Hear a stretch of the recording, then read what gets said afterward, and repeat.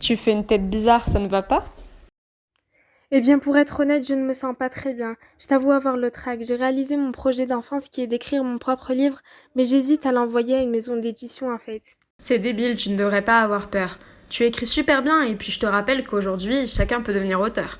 Il y a une époque où tu n'aurais clairement pas pu publier ton livre parce que tu étais une femme, je te le rappelle.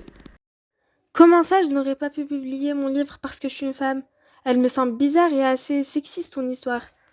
Il semblerait que tu aies oublié tes cours d'histoire. Laisse-moi te rafraîchir la mémoire. Pendant des siècles et des siècles, la femme a été évincée de toute forme d'art, étant donné que seuls les hommes pouvaient faire partie de ce monde.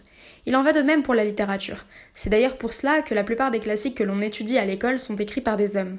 Mais Madame de Lafayette, comme d'autres femmes qui partageaient cette passion commune, elles se réunissèrent dans un petit salon et possédaient un langage propre à elles connu sous le nom de la préciosité. Elle se sentait très épanouie et elle a décidé tout naturellement d'écrire son ouvrage du nom de la princesse de Clèves. Mais elle rencontra quand même un problème au niveau de la publication. Elle ne va jamais se prononcer comme étant l'auteur de ce livre puisqu'elle va le publier anonymement. Même si elle avait voulu le publier et se donner de la reconnaissance en affirmant que c'était elle qui l'avait écrit, il ne serait pas paru. Puisqu'aucune imprimerie aurait voulu publier son livre parce qu'elle était une femme, et c'était déjà beaucoup comme argument par le passé. Mais ça doit être horrible. En effet, mais encore pire. Je t'ai parlé de la préciosité et de l'importance finalement que ça avait pour ces femmes, puisqu'elle leur permettait de se retrouver dans un salon, de discuter et de partager un moment culturel entre elles. C'était leur façon de se rattacher un minimum à la littérature ou tout simplement de s'épanouir. Eh bien, un auteur très célèbre du nom de Molière a écrit Les Précieuses ridicules pour se moquer pleinement de ce langage. Dans cette pièce de théâtre, Molière va notamment se moquer de long en large de la préciosité et des femmes qui font partie des précieuses. Rien qu'au titre, l'on comprend que cette pièce va exposer et humilier un mouvement où les femmes se sentaient enfin épanouies. C'est vraiment horrible et dommage. En effet, mais fort heureusement, je peux te soumettre un exemple d'une femme qui, malgré toutes les objections qu'elle a reçues, a finalement publié son livre. C'est Mary Shelley avec Frankenstein. Je ne pense pas avoir besoin de te rappeler l'œuvre puisqu'elle est si connue à présent. C'est un classique dans le fantastique, et ce roman a conquis des millions de lecteurs à travers le monde. Mais pour en revenir à notre thématique, au départ, Mary Shelley voulait publier son livre, elle alla avec son mari dans une imprimerie, arrivée là-bas, l'imprimeur refuse de le publier. Encore une fois, c'est parce qu'elle est une femme. L'imprimeur craint qu'il n'y ait une baisse de vente, voire qu'il n'y en ait pas du tout, car les gens de la société pourraient mal voir le fait que ce soit une femme qui est derrière l'écriture de ce livre. Et ce serait donc une perte pour l'imprimeur. Alors ce dernier va soumettre la proposition à Marie de publier son livre, mais de laisser son mari en tirer le mérite dessus. Heureusement, Mary Shelley veut avoir le mérite de sa création. Elle refuse de laisser son mari récupérer le succès de ses écrits. Au final, Mary Shelley va réussir à publier son livre sans l'aide de son mari, ou plutôt de son nom. Et encore aujourd'hui, on parle de Frankenstein, grand classique de l'horreur fantastique. C'est génial. Je ne savais même pas que Frankenstein était écrit par une femme. C'est incroyable. Je t'avoue que moi aussi, à un certain moment, je n'en avais aucune idée. Mais pour continuer sur notre sujet, je ne peux pas te parler de littérature et surtout des difficultés qu'ont rencontrées les femmes sans te parler d'Olympe de Gouges. Olympe de Gouges a écrit la Déclaration des droits de la femme et de la citoyenne et c'est un de ses nombreux écrits. C'est à la mort de son mari qu'elle commença à écrire avec de l'aide, étant donné qu'elle ne pouvait pas écrire d'elle-même, puisque son éducation n'était pas assez complète, et ne lui permettait pas d'écrire des ouvrages tels que celles qu'elle a réussi à faire paraître.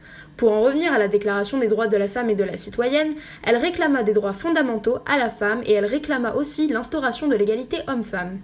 Elle avait une réflexion qui était très moderne et elle ne s'arrêta jamais d'écrire, surtout qu'elle écrivait sur des causes qui lui portaient à cœur, telles que la traite négrière et bien d'autres sujets.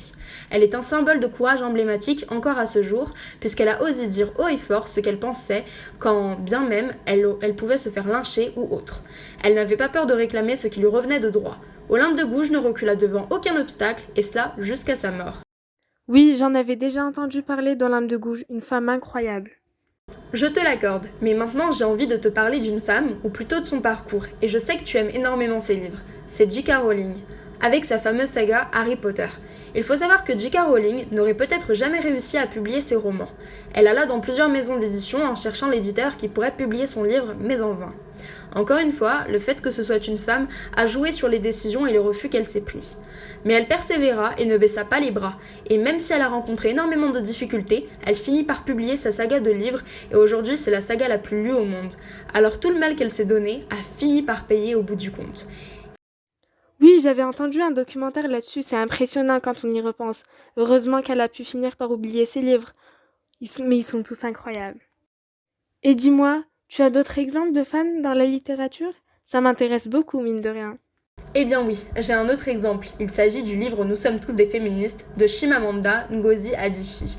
Ce livre est assez court, je te l'admets, et pourtant le récit est poignant étant donné qu'on assiste au témoignage de cette femme qui a subi des discriminations car elle était une femme tout simplement.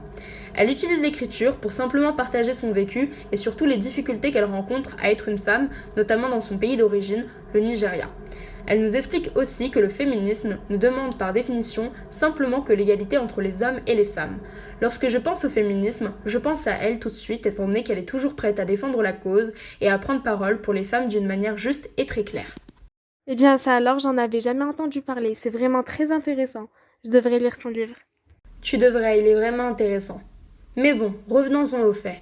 Aujourd'hui, tu as la possibilité d'envoyer très facilement une copie de ton manuscrit à une maison d'édition et attendre que cette dernière t'envoie une réponse.